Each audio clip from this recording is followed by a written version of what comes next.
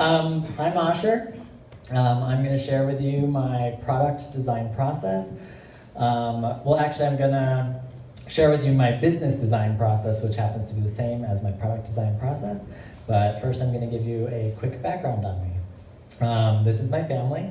I grew up in Michigan, just outside Detroit. I'm the medium guy on the far right-hand side, and that's my dad on the left-hand side, which I look nothing like. My dad is a woodworking hobbyist, and growing up, he always wanted me to help him out in the workshop, and I never wanted anything to do with it. I wanted to pursue my own hobby and not have my dad's hobby. So I pursued a lot of jewelry and jewelry design during middle school and high school. Growing up in Michigan, we've got the Cranbrook Art Academy right there, where Charles and Ray Eames studied. Beautiful museum, beautiful campus if you ever are out there. Wonderful influence just down the street from where I grew up. We've got the DIA, Detroit Institute of Art, again, a wonderful place. This is the Diego Rivera room, if anybody knows his work. That's also quite impressive work. And Marvelous Marvin's Mechanical Museum. I'm surprised I got all the way through that. Which is the arcade I used to hang out at. It's a very mechanical arcade, not as much digital. But there were a lot of animatronics, moving parts, exciting things to watch. That's kind of a small picture, but that's me at RISD, and RISD is how I ended up in Rhode Island. I was looking at pursuing engineering, and I had a teacher that reached out to my parents and said, you know what, he should really think about design. He's got a problem-solving mindset. And I came out and I visited RISD, and I hated it. I came out on a rainy day during finals, and everybody was grouchy, and I was like, this is the last place I want to end up. And I have a very persistent uncle who told me I should really check it out a second time, invited me back. I came out on a sunny day, everybody was happy, I fell in love with the place, and the rest is history. While at RISD, I was introduced to the design process, and the idea that there isn't just one design process, but it's all about creating your own design process and finding your identity in the design process. The basic idea of the design process is identifying the problem and understanding it, research, ideation, developing ideas, refining those ideas, prototyping and refining and prototyping, and refining and prototyping, and rinse and repeat. I love process. Does anybody know the angry, stomping, crying baby? Awesome. We recently took a trip to Norway where we visited the Vigeland Museum. I don't even know if I'm pronouncing his name correctly, Vigeland Museum. But it was a really neat place because you could see all his studies and the process that he went through to create something from nothing. Another one of my favorite places is the Standards and Measurements Museum, because I'm a total dork. Located in Windsor, Vermont, if you're ever driving past that area, I recommend it. Tons of old machinery. My husband would say that I was a little kid in a candy shop and took a lot of pictures of me pointing at things going, this is actually a gun stock lathe. On the back side of the lathe is a master copy of the gun stock. On the front is the piece of timber that it would cut. In the center, that handle is what we call a stylus. So it would go ahead and follow the master. And the wheel in the center, that wheel, is the cutting wheel. And as the master and the piece of timber rotate, it's copying the design. It's an early part of production. Built in the mid-1800s. So process has always fascinated me. After school, I worked for a variety of companies, interning, doing freelance work, and I had learned to really value the design process and felt like it had been stripped back at the places I was working for. and something was really lost there, and I really valued the design process. So that was a problem for me. So the first step of my design process, identifying the problem. I wanted to design and make in my own way. Coming back to Rhode Island, I talked to some buddies of mine. This was 2008, just before the housing market crashed. We were talking about starting a cooperative shop. I had secured a small business loan and was all gung-ho about it. Of course, the market crashed and the cooperative shop turned into my shop with my buddies renting from me. So I became a business owner, not necessarily planning to be one. So in 2008, I founded Kisei Studio. That was our studio space in the Hope Artiste Village. A couple other images.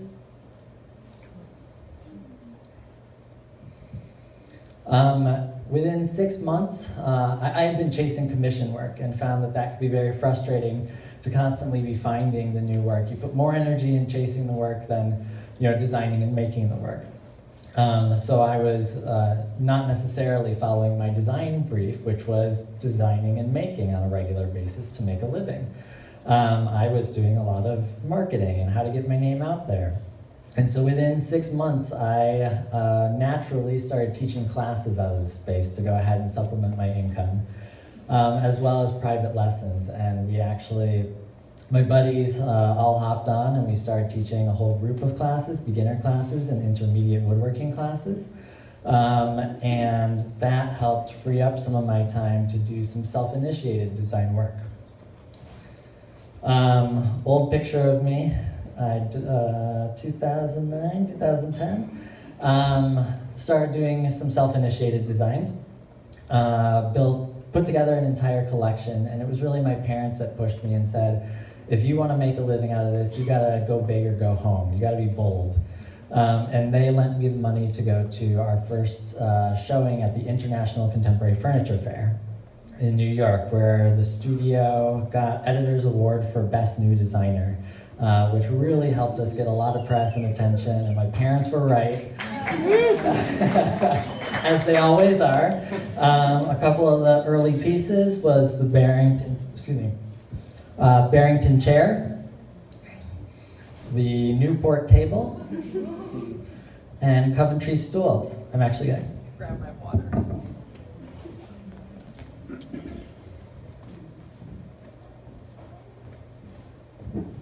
Much better. Okay. You'll notice that these images are no longer on our website because I learned what it meant to set up the right contextual shot. And we got lots of phone calls being like, I would love this for our outdoor patio, and we weren't designing outdoor furniture. We were only doing indoor furniture, but because of the context. So that was an early lesson that I learned, and now all of our shots on our website are in people's homes and whatnot. Simultaneously, okay, so Kisei Studio 2008, Studio Dunn 2010. I was really enjoying teaching and helping others find their creative entrepreneurial spirit.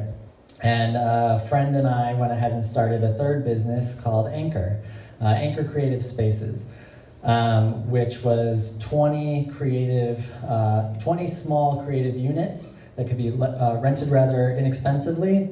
The idea being that all three businesses were in the same facility and there'd be a lot of cross-pollination. And so here's a picture of the gallery space that we had. This is my husband, and one of my favorite images. We're a bit goofy. I was running 3 businesses, he was finishing up his master's, we were both putting a lot of energy and focus into our careers. Right around the time that, he's shaking his head because he didn't know I'd put this in here. Right around the time that he finishes his master's, I was stretched pretty thin and getting really burnt out running 3 businesses. I was looking at my initial design brief, design and make in the way that I wanted to. I had added teaching to the design brief. I had added helping others become entrepreneurs to the design brief. All along needing to make a living doing so.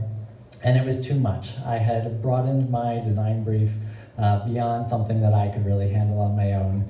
So I was looking at either hiring an administrative team, because I was now doing all administrative work, or downsizing and putting all my focus into one of the businesses. And that's actually what I did. I went ahead and closed Kisei Studio and Anchor in 2015.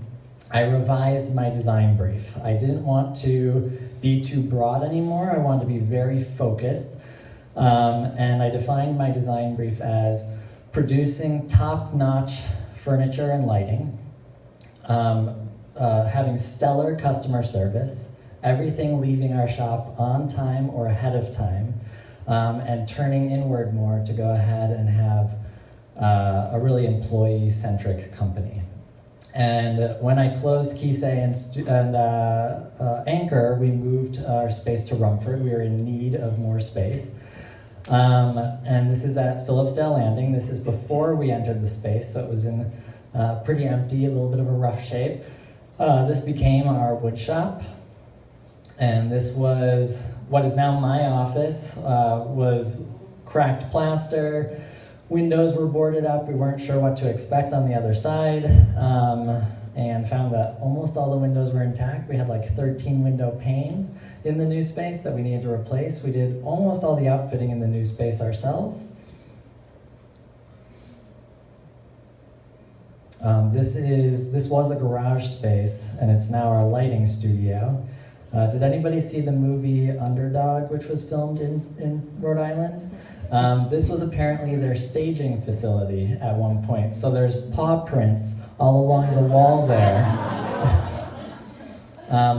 We painted over them. And we added a spray booth, painted the floors, really beautified the space. We have 25,000 square feet in Rumford. I've got 5 employees, 6 including myself. We each have a lot of room. And we like it that way. You know, each person really has and runs their responsibilities, and has a very integral part of being on the team. Just running through a couple pieces of work. Stillwater chair, all named after, well, most of them named after Rhode Island places. A contextual shot that's not outside. Architect stool. When you raise and lower it, the seat, the footrest goes up and down as well to keep a consistent comfort distance between the two. This is an architect stool with a backrest in somebody's home. Our Serenthia light, which is a big seller for us, and it's really modular in a sense. We're able to do many different configurations. Again, in somebody's home. This was a 3-story atrium, so we did a 22-foot long installation in this stairwell atrium with 16 lights. A new piece of ours, the Rockport chair, the Equinox sconce. I didn't let go of the other things that were important to me. I still teach, I just don't teach through my workplace, through my business. In my introduction, it was mentioned I teach at RISD in the Industrial Design Department, and I also teach up at the Center for Furniture Craftsmanship in Maine. If you haven't been up there, it's a beautiful place. You should definitely take a trip. Just some process shots of students. And I'm done.